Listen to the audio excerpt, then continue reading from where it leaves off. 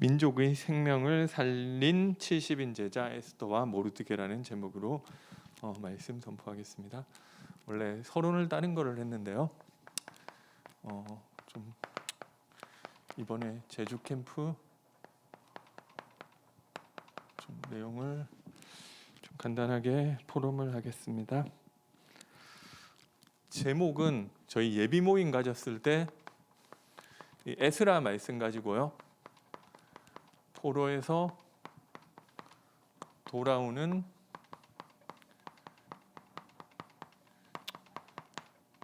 이 제주 캠프라는 이 주제를 가지고 좀 인도받게 되었고요.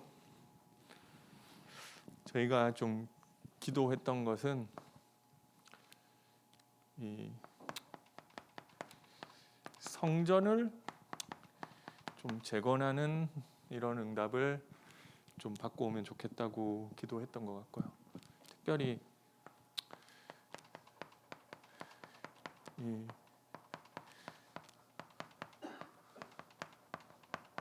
개인 성전인데요. 뭐 어떤 분은 조금 이 영적 상태가 좋은 상태로 가신 분도 있지만 거기 가신 분들 중에는 좀 하나님과 소통이 잘 되지 않고 좀 영적으로 조금 무너져 있고 이런 부분 속에서 가신 분도 있으시단 말이에요.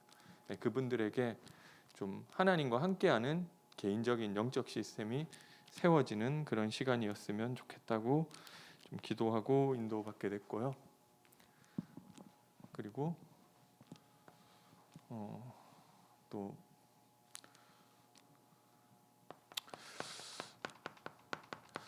뭔가 이게 공식적인 거는 우리가 우리 일정은 사실은 한 거의 관광 일정이기는 했지만 이 선교 캠프로 이제 다녀온 거잖아요.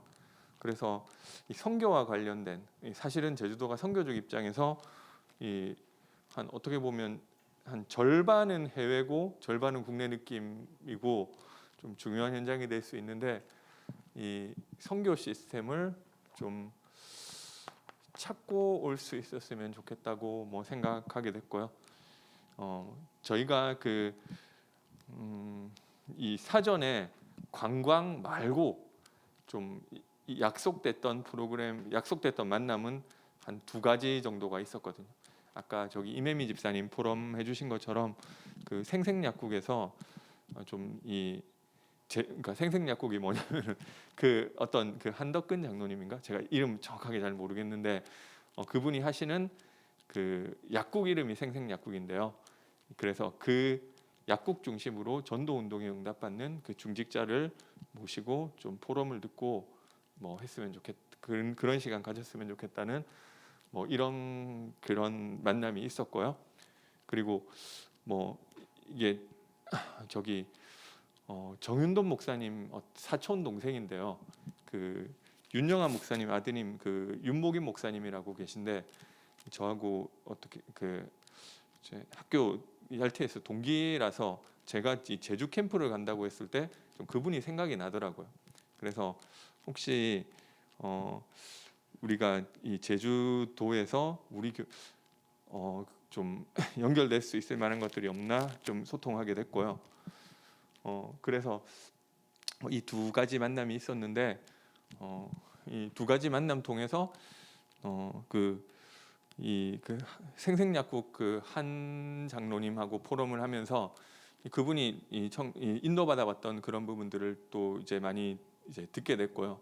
그러면서 좀 이게 얘기했던 부분이 혹시 우리가 좀 제주도를 위해서 섬길 수 있는 교회 차원에서 섬길 수 있는 부분이 없겠느냐 뭐 이런 내용들을 전달하게 됐고요.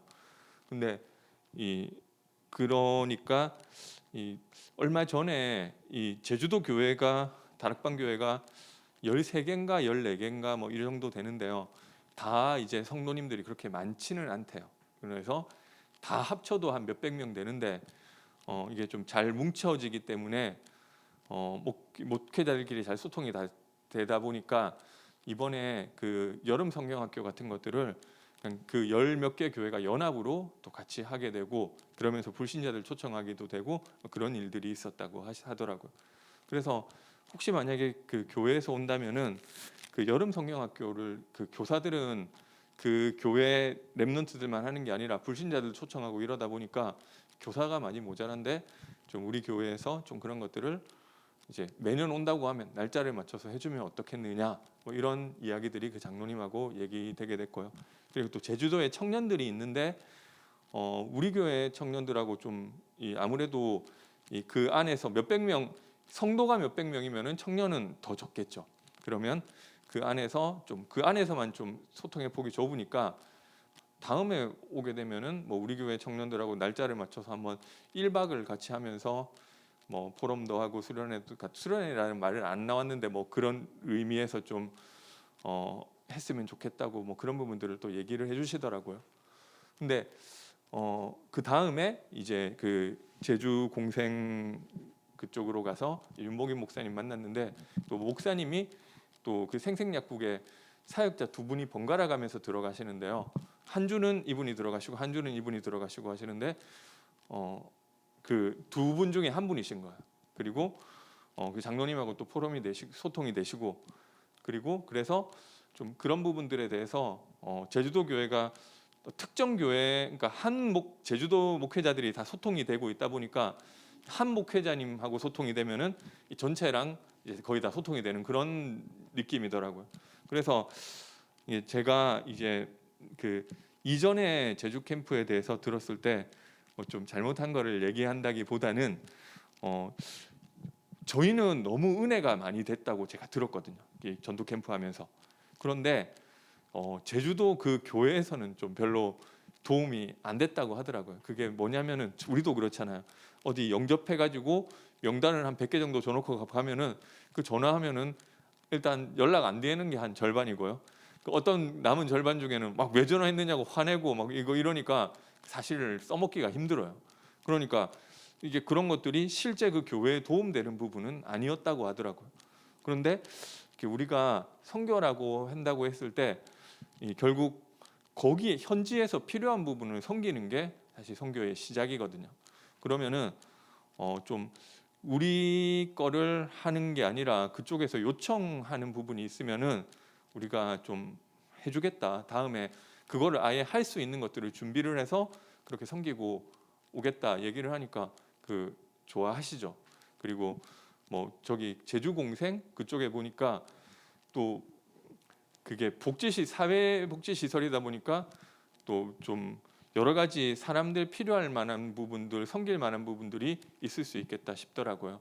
그래서 뭐 꼭 제주도 전체를 우리가 좀 섬길 수 있는 부분이 있으면은 섬기고 그게 아니면은 그냥 그 이제 제주 공생원에 우리가 좀 성도님들이 섬길 수 있을 만한 부분이 있으면은 내년에는 그렇게 미리 인도받았으면 좋겠다고 좀 시스템이 근데 이게 사실 아무것도 아닌 것 같아 보여도 이제 시작이잖아. 그래서 그 안에서 어떤 일이 일어날지는 사실 잘 모르는 거고요. 그래서 좀 이런 성전이 세워지는 응답을 이제 좀 받게 됐고요. 그리고 이번 주 말씀이 이제 이 민족과 민족의 생명을 살린 이 말씀이었는데 사실 저희가 복음 전하는 시간은 따로 없었거든요. 그런데 제가 한 게 아니고 이게 다 전도의 마음을 가지고 계시더라고요. 그래서 저희가 묵었던 숙소에 그 사장님하고 또 소통을 하시더라고요. 그래서 또 마음을 하나님이 열어주시고 거기 또 쓰임 받은 분이 있으시고요. 그래서 그 사장님이 우리 예배 드리는데 같이 참석하시겠다고 하시는 거예요. 그래서 그분이 제가 봤을 때는 불신 배경은 아니실 것 같고 교회를 다니시는 것 같았는데 가까이 앉으신 분들이 또 복음 듣고 이제 또박또박 영접하는 것들을 또 다 들으셨다고 하시고요. 그러니까 이 복음이 마음에 들어가면은 이게 좀 하나님 은혜 주신 사람은 나 저거 다 아는데 왜 또 저 얘기하느냐 막 좀 짜증 나는 게 아니고 이 마음이 평안해지고 힘나고 좋잖아요. 이 얘기를 다른 사람도 들었으면 좋겠다. 이런 생각이 든단 말이에요. 그래서 자기 아들한테도 좀 복음을 전해달라 뭐 이렇게 얘기를 해서 제가 그렇게 하기로 했는데 제가 하기 전에 우리 교회 청년들이 또 만남이 되어져서 먼저 전했더라고요. 그분이 복음 받지는 않았는데 어떻게 보면 저희가 뭐 따로 전도한 게 아닌데 그 산 가운데서 소소한 이 생명운동의 응답을 또 받게 되었습니다. 그리고 그 외에도 여러 가지 우리가 알지 못하는 이 프로그램들 가운데 또 이제 함께하는 좀 응답을 누린 것들이 있고요. 이런 응답을 받고 오게 됐습니다. 그래서 좀 개인이 포로에게서 돌아오게 되고 좀 이 생명운동의 응답과 또 앞으로 지속할 선교 시스템에 대한 응답을 좀 받게 됐습니다. 좀 이 부분이 좀 담임 목사님한테도 좀 보고를 드리니까 좀 그런 식으로 하면 좋을 것 같다고 얘기를 하시더라고요. 그래서 좀 그게 시작인 것 같아요. 선교라는 것은 내 것을 하는 게 아니고 거기 필요한 부분은 사실은 섬기는 게 시작이거든요. 그래서 뭐 이게 지속되다 보면은 오늘 이 시작이 좀 중요한 응답으로 연결되리라고 생각하고 있습니다. 오늘 말씀은 좀 시간이 많이 지나가서 좀 간단하게 하겠습니다. 그래서 그 호텔 사장님 아드님한테 복음을 전했는데 제가 전한 건 아닌데 청년들이 탔는데 그 아드님은 또 복음을 거부하셨다고 하시더라고요. 이유가 뭐냐면은 하나님이 눈에 안 보이기 때문에 믿을 수가 없다. 뭐 제가 전해들은 얘긴데 그렇게 이야기하더라고요. 그럴 수 있겠다 생각이 들었고요.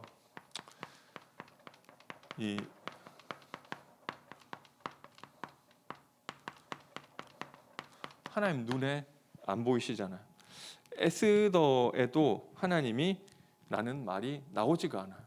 여호와라는 말도 나오지 않고요. 대신 왕이라는 말이 190번이나 나와요. 그러니까 중요한 순간에 왕이 다 결정을 해버리는 거예요. 아하수에로 왕이 지금부터 계속 잔치를 벌여라. 아하수에로 왕이 와스디 왕비를 불러와라. 아하수에로 왕이 와스디 왕비를 폐위해라. 왕이 뭐 다시 왕후를 뽑아라. 뭐 왕이 다 세상을 움직인단 말이에요. 근데 세상은 사실 권세자들이 움직이는 게 맞느냐 틀리냐 하면은 맞단 말이에요.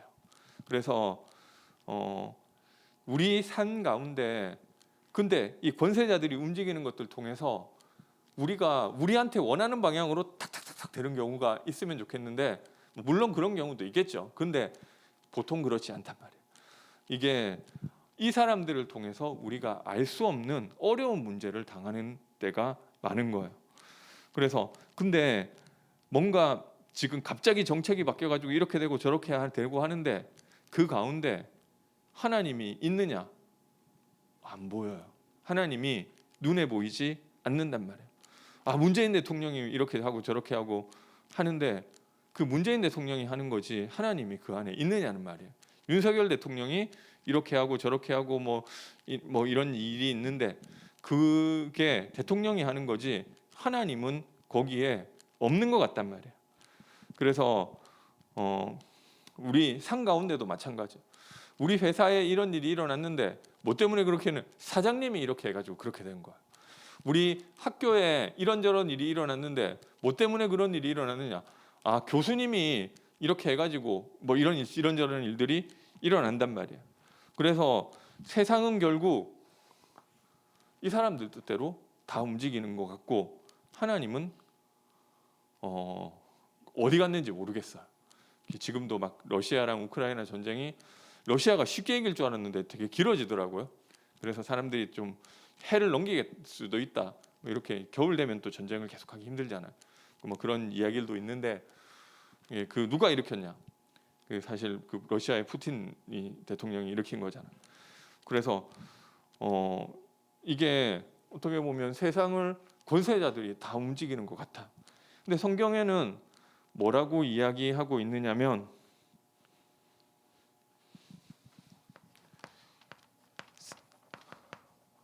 어두움의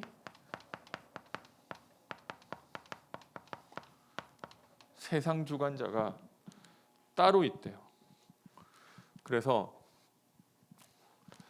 3장 10절에서 11절에 보니까요, 하만이라는 사람이 나오는데, 이 하만은 그런 말은 안 나오지만 사실은 어떤 이 사탄 서밋의 역할을 하고 있는 것입니다. 그래서 이 사람에 대해서 소개하기를 유다인의 대적 곧 아각 사람 함무다다의 아들 하만이라고 이야기를 하고 있는데요. 이 아각 사람이라는 것은 하나님의 백성인 유다인의 원수인데, 이 사람에게 10절에 보니까 왕이 반지를 손에서 빼어서 주고, 11절에는 이르되 그 은을 내게 주고 그 백성도 그리하노니 너희 소견에 좋을 대로 행하나 하더라. 왕을 움직이는 사람이 있다는 거예요. 누가 움직이느냐면 그 사람에 대해서 소개하기를 유다인의 대적 아각 사람 함무다다의 아들 하만.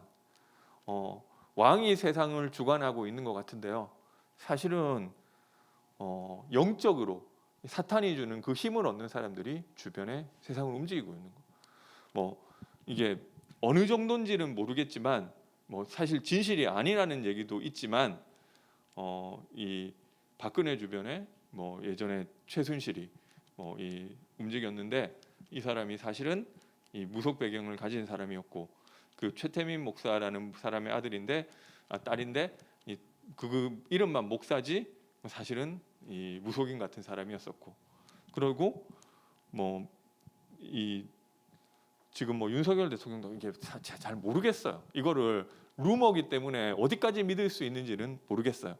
근데 무슨 천공 스님인가 이런 얘기들이 있는데 있을 법한 얘기인 것 같아요. 아닐 수도 있고요. 이거를 확실하게 딱 모르면서 마치 다 아는 것처럼 얘기할 수는 없지만, 근데 결국 제가 이 정치 쪽에 조금 있었는데 뭔가 의존하는 거는 있어요. 왜냐하면 정치는 어떻게 될지 모르는 거란 말이에요.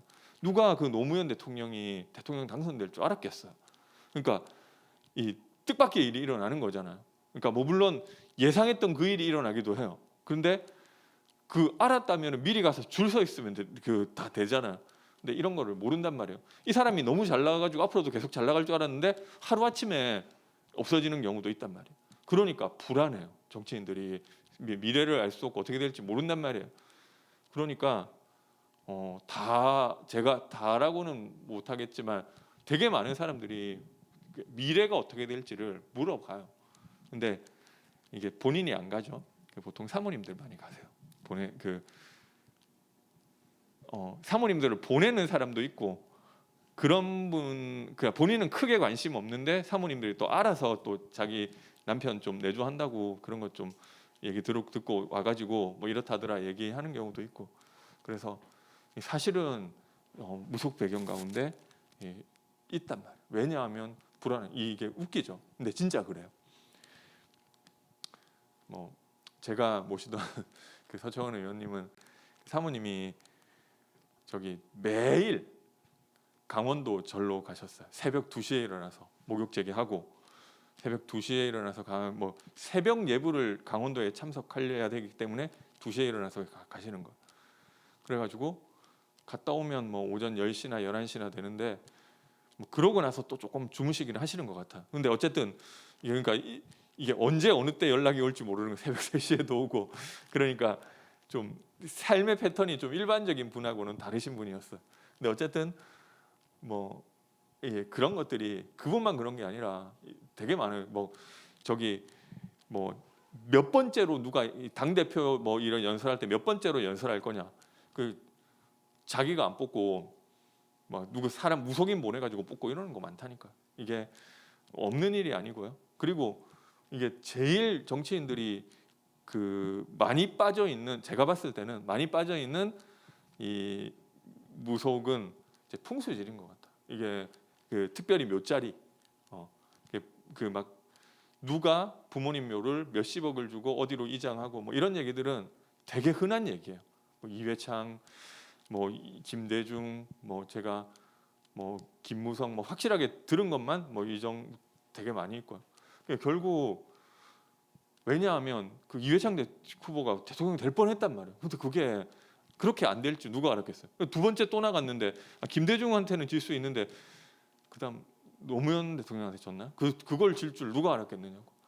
근데 뭔가 이 사람이 어떻게 할 수 없는 게 있다 생각되니까 여기 의존하게 되는 것 같아. 하나님 없다니까요.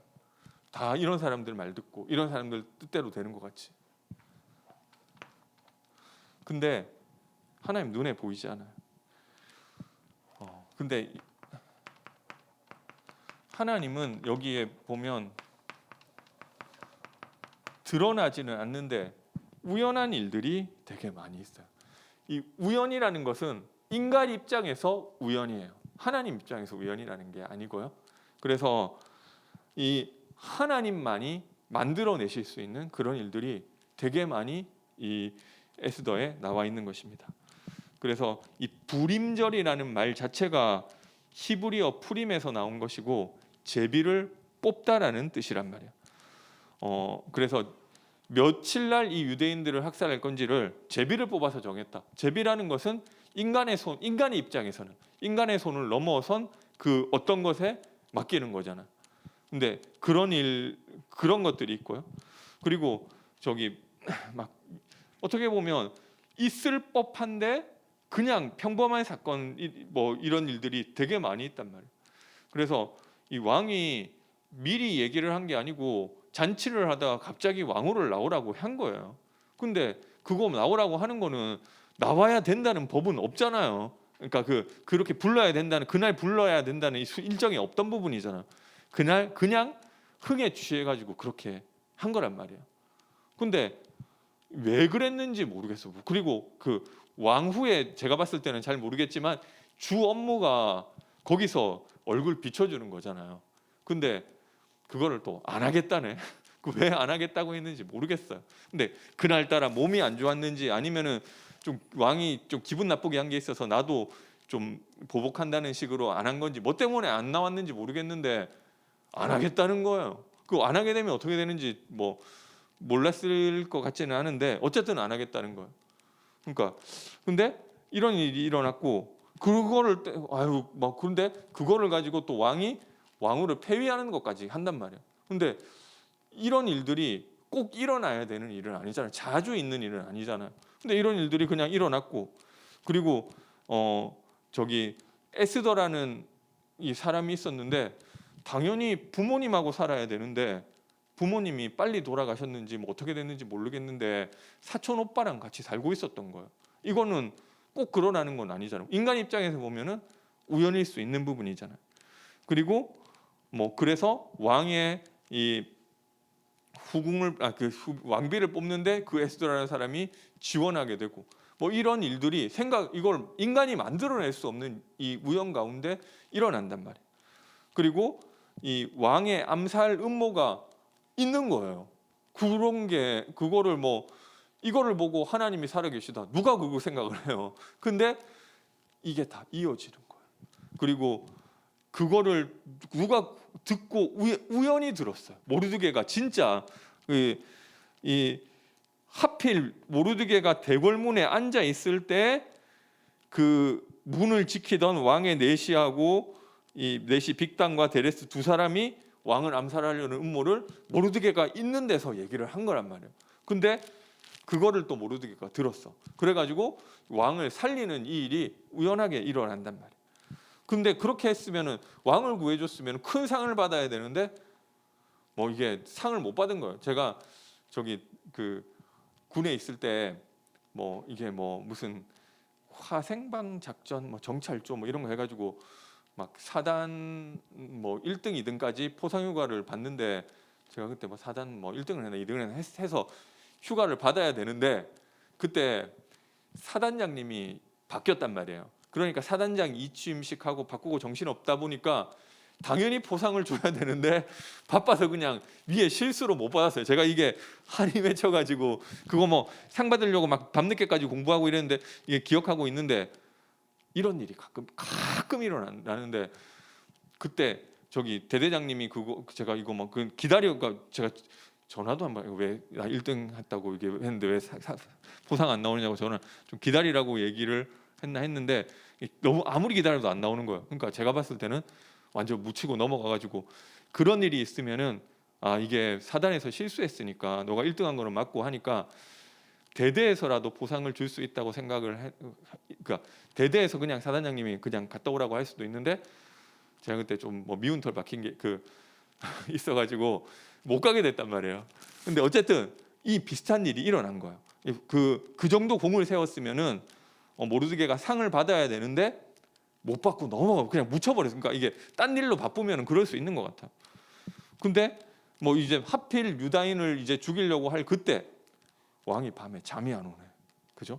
잠이 안 오면 책을 읽으면 잠이 좀 잘 올 수 있으니까 책을 가져다서 와가지고 읽는데, 그때 일을 기록한 왕실 궁정일기를, 그러니까 읽어주는 사람이 뭐 읽어줄지 모르잖아요. 자기 마음이잖아요.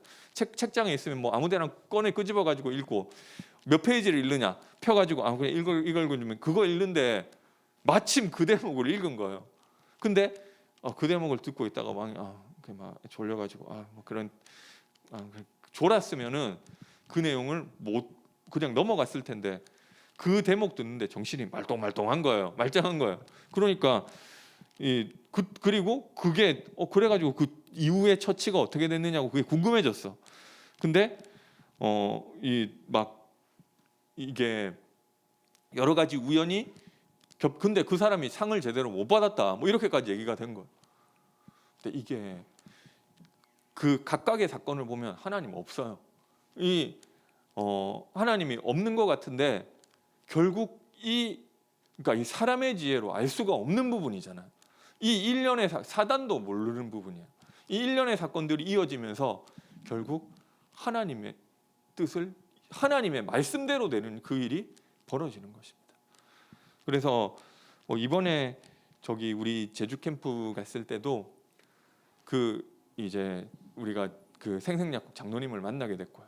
그리고 또 이제 그 제주공생의 윤목이 목사님 만나게 됐고 이런 일들이 일어났고요. 근데 제가 또 얘기를 또 들었던 게 뭐냐면은 그 약국의 그 장로님께서 하시는 말씀이, 이번에 그 W 하실 때 모여서 이제 중직자 인턴십을 했는데, 제주도 이게 교회가 몇 개 안 되니 다락방교회 몇 개 안 되니까 다 모여서 했대요. 거기에 누가 참석했느냐면 김효한 장로님이 참석하셨대요. 그래서 보고 은혜를 받으신 거예요. 그래서 나도 다음번에 이런 기회가 있으면 불러주면 나도 좀 인턴십 참여하고 싶다. 이런 것들이 있었더라고. 이거 사건들은 다 각각 우연이에요. 그런데 이게 뭔가 그 가운데 하나님이 역사가 있을 수 있다는 거예요. 우리는 잘 몰라요. 역사를 보면 하나님 없어요. 그래서 하나님의 성경에서 하나님 뜻 이거라고 했는데 하나님 뜻 반대로 펼쳐지는 것들이 너무 많아요. 하나님은 아브라함에게 내가 너로 말미암아 큰 민족을 이루게 하고 천하 만민이 너로 말미암아 복을 얻게 할 것이고, 그 신명기에 이스라엘에게 약속하기를 이 모든 민족 위에 으뜸이 될 것이고, 이스라엘아 너는 행복한 자로다, 너와 같이 하나님의 구원을 받은 자가 어디 있느냐 막 이렇게 얘기를 했는데, 실제로 이스라엘에게 펼쳐지는 거는 하나님의 뜻 정반대로 가는 것 같단 말이에요. 그리스도가 왔는데, 예수님이 오셨는데, 이 예수님이 가시는 길이 우리 인간이 봤을 때는 일반적으로 성경을 우리가 기준으로 봐도 예수님 가신 길은 그리스도가 갈 수 없는 길로 가는 것 같은 거예요. 근데 이게 우리가 몰라서 그런 거야. 이게 사단도 모르는 거야. 이걸 나중에 이게 연결돼서 나중에 이걸 보고 나면 이게 결국 말씀이 이루어지는 거 있잖아. 그래서 하나님은 눈에 안 보이는 것 같은데 그 가운데 하나님은 결국 하나님의 말씀대로 세상을 움직이시는 분은 하나님이신 줄 믿으시기 바랍니다. 안 되는 것 같은 조건들이 계속 반대로 가요. 여자의 후손이 뱀의 머리를 상하게 하리라. 근데 나타나는 결과는 뭐냐면은 땅이 그때 세상이 번성하고 사람들은 시집가고 장가가고 나의 영이 다시는 사람과 함께하지 아니하리니 이는 그들이 육신이 됨이라. 뭔가 다 말씀대로 안 되는 것 같다니까. 근데 하나님은 그것을 통해서 이 방주를 통해서 방주 안에 들어오는 사람은 다 살게 될 것이고 완전 세계복음 뭐 한 가족밖에 안 남았으니까 되는 그 일을 또 이루어 주시잖아. 그러니까 이거를 반대로 하나님 우리 생각에 만약에 하나님이 살아 계시다면은 지금 이렇게 가면 안 되고 이렇게 가야 될 것 같단 말이에요. 이런 일들이 우리 가운데 너무 많아요. 그러니까 근데 그 가운데 세상은 결국 하나님이 움직이시고 하나님의 뜻대로 움직이시는 줄 믿으시기 바랍니다. 그러면은 하나님도 하나님이 뜻을 이루기 위해서 하나님이 쓰시는 사람이 있단 말이에요.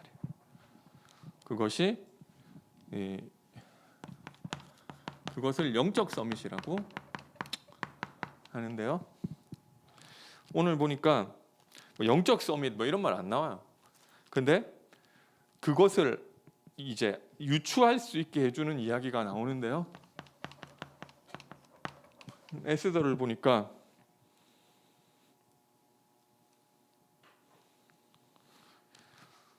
(2장 9절에) 보니까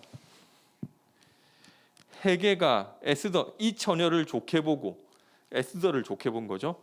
헤게는 이 전체를 이제 주관하는 이 넷이었던 것 같아요. 그 은혜를 베풀어 몸을 정결하게 할 물품들과 일용품을 주며 또 왕궁에서 의뢰 주는 7 궁녀를 주고 에스더와 그 궁녀들을 후궁 아름다운 처소로 옮겼더라. 이 헤게라는 사람이 에스더를 좋게 봤다. 그럴 수 있잖아요. 그리고 그런데 15절에는 뒷부분에 보니 15절 제일 뒷부분에 보니까 넷이 헤게가 정한 것 외에는 다른 것을 구하지 아니하였으나 모든 보는 자에게 사랑을 받더라. 이제 사랑을 받는 거. 그리고 17절에는 왕이 모든 여자보다 에스더를 더 사랑함으로 그가 모든 처녀보다 왕 앞에 더 은총을 얻은지라. 그럴 수 있잖아요. 뭐 때문에 그러냐? 예뻐서 그렇다. 이렇게 생각할 수도 있는데요. 근데 예쁜 여자 많아요. 그리고 제가 보니까 제 시선에 그런지 모르겠지만 누가 더 예쁘다가 뚜렷하게 그렇게 1등, 2등, 3등 이렇게 되는 게 아니잖아요. 전국에서 뽑아왔는데 뭐 이 사람은 이 사람대로 예쁘고 저 사람은 저 사람대로 예쁜 거지 그렇게 되기가 힘들어요. 근데 이런 일들이 벌어졌는데 뭐 때문에 그러냐는 거죠. 여기 에스더에는 직접적으로 얘기하고 있잖아요. 근데 전에도 말씀드렸지만 모세가 이걸 썼다면은 여호와께서 요셉과 함께 하심으로 요셉이 간수장에게 은혜를 입었더라. 창세기는 그렇게 기록한단 말이에요. 여호와께서 요셉을 위하여 보디발의 집의 채소에까지 은혜를 내리셨다. 저기 창세기는 그렇게 기록해요. 다니엘이 이 뜻을 정하여 예루살렘을 향하여 창을 열고 전에 하던 대로 기도하기를 결단했다. 이렇게 이야기하고 있다. 에스더는 그런 내용이 하나도 안 나와요. 그렇지만 숨겨져 있는 거예요. 보는 모든 사람이 에스더를 사랑하였더라. 근데 예뻐서 그렇다 이렇게 생각할 수도 있지만 여호와께서 에스더와 함께 하심으로 그 내용들이 숨겨져 있단 말이에요. 에스더가 형통한 자가 되었다. 형통의 축복이 나타나는 거예요. 모르드게가 하나님 다니엘과 같이 하루 3번 하나님께 기도했다. 이런 얘기 안 나와요. 요셉과 같이 그런 얘기 안 나와요. 그런데 결과만 나와요. 원인은 안 나와 있고 결과만 나오는데 2장 19절에서 23절에 보니까 왕을 살리는 응답을 받게 되고요. 그 중간의 내용은 다 생략돼 있어요. 다 생략돼 있는데 10장 3절에 보니까 유다인 모르드게가 아하수에로 왕 다음이 되고 유다인 중에 크게 존경을 받고, 물론 그냥 세상적으로 출세했다 생각할 수 있지만 왕의 다음 자리 생각하면 우리 생각나는 인물이 요셉이잖아요.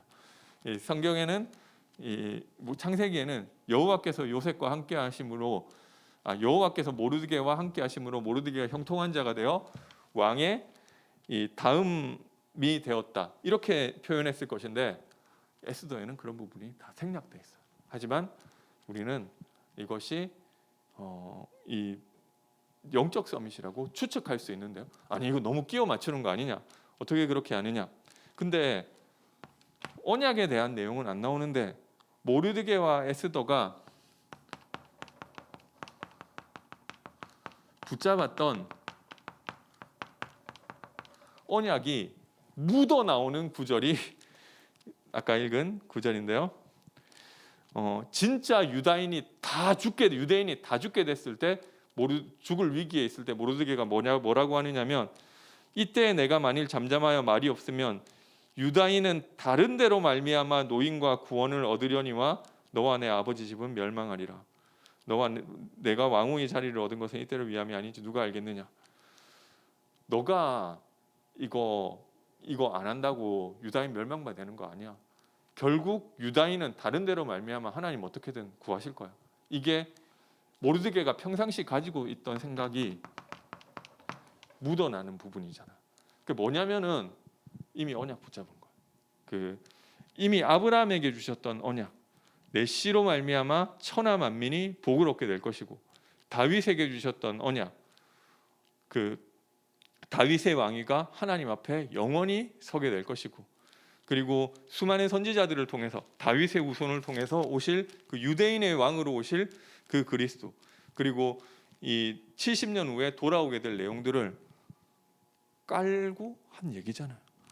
너가 지금 안 하면은 하나님 다른 일을 통해서 유다인을 구원하실 거야. 왜냐하면 이 말씀대로 돼야 되니까. 내가 붙잡은 이 언약대로 돼야 되니까. 그게 묻어나는 부분인 거야. 그리고 그 이야기를 했을 때 에스더가 이게 모르드게가 붙잡았던 언약이고 에스더가 그 내용을 또 알아들어요. 그래서 맞다. 하나님이 그 언약 성취를 위해서 나를 준비하셨다. 16절에 내가 죽으면 죽으리이다. 유다인을 다 모으고 나를 위하여 금식하되. 그러니까 그 언약을 알아듣고 가지고 있었던 거예요. 그러니까 하나님을 바라보고 기도하고 기도라는 말도 안 나올 거예요. 그냥 이게 나를 위하여 금식하되 3일을 먹지도 말고 마시지도 말고 왜 이렇게 썼는지 모르겠어요. 나를 위해서 기도하되 금식하고 기도라는 말 자체도 안 나와요. 근데 어찌됐건 이거를 왜 그때 종교적인 글을 쓰면 안 된다고 해서 그런지 아무튼 이유는 모르겠지만 그런 내용들 영적인 부분들은 안 나오지만 그 언약 붙잡고 있었던 게 묻어져 나오는 거잖아. 그러니까 모든 것이 그때부터는 모든 것이 언약의 여정인 거야.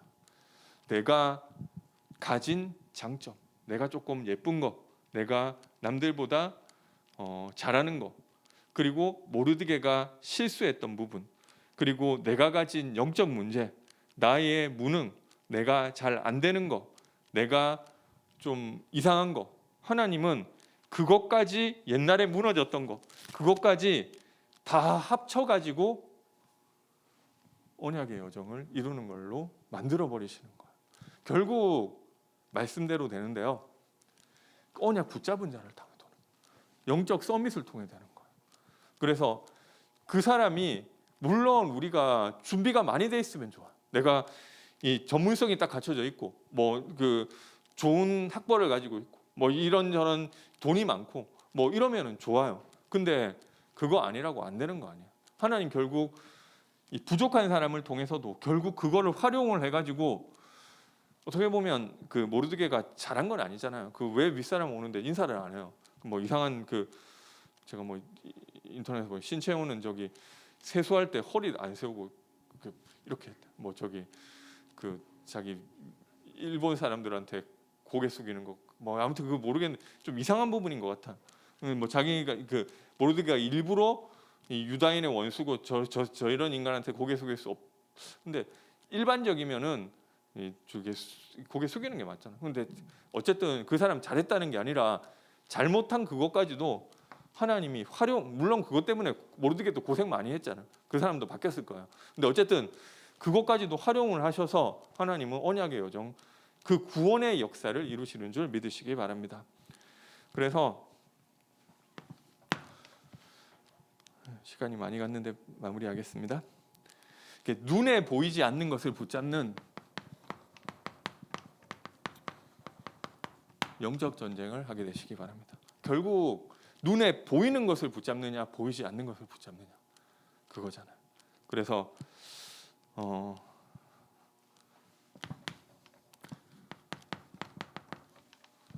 언약을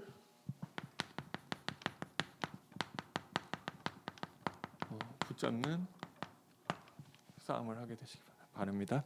현실은 말씀대로 안 되는 것 같다. 그거 안 되는 정도가 아니라 그 반대로 가는 것 같다니까요. 아니 그게 뭔가 점진적으로 돼가는 게 보여야 될 거 아니에요. 그래서 믿음이라는 게 나오는 거예요. 그게 뭐 없으면 믿음이고 뭐고 다 누구나 다 아는 건데.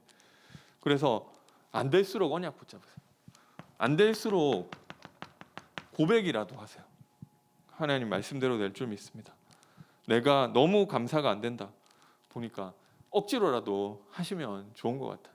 막 사실 원망이 나와야 되는데 속으로 원망하지만 입으로는 하나님 감사합니다. 이게 결국 억지로라도 입술로라도 고백하세요. 그래서 결국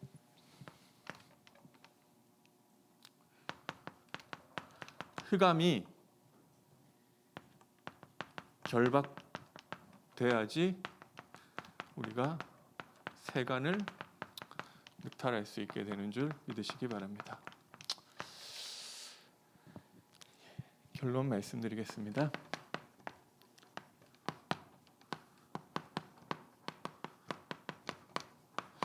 영적 서밋에 도전하시기 바랍니다. 다른 것이 아니라 특별한 게 없어요. 예배 드릴 때 뭔가 내가 확 내가 애들이 그 키가 1cm씩 자란다.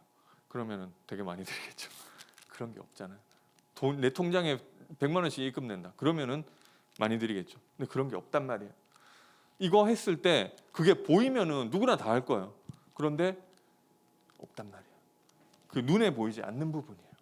그런데 그때 내가 영적 서밋 되는 거예요. 그리고 기도를 통해 서밋 타임에 도전하게 되시기 바랍니다. 그리고 나에게 있는 언약을 정리하시기 바랍니다. 나를 통해 하나님이 하실 것을 말씀에서 붙잡으시면 되는 거예요. 아까 저기 그 이서은 집사님 기도하실 때 그 이제 삼천 제자 운동 우리 담임 목사님 늘 얘기하시는 거죠. 근데 그거를 또 이제 내 마음에 담긴 거를 또 기도 때 같이 하셨잖아요. 그러면은 특별한 게 뭐 이거를 뭐 언약 나는 뭐 언약 뭐 이런 거 다 잘 모르 그냥 말씀 속에서 내가 붙잡을 수 있는 거를 나의 언약으로 붙잡고 이걸 제목을 붙잡고 나면은 그게 또 좀 더 구체화될 수 있는 부분이 있어요. 그러면 그 안에서 나는 뭘 할지 뭐 이런 것들이 나오면은 하나하나씩 인도받아 가시면 돼요. 이것도 그러니까 누구나 했다 안 했다가 아니라 점점 발전돼 가는 거예요. 그리고 하나님의 관심은 이제 생명 운동에 있는 줄 믿으시기 바랍니다. 결국은 하나님의 주관심은 이 생명 운동에 있는데요. 우리 전도 대상자 300 전도 대상자 30다락방 3지교회를 놓고 기도하게 되시기 바랍니다. 찬송가 545장 찬양 드리겠습니다. 545장입니다.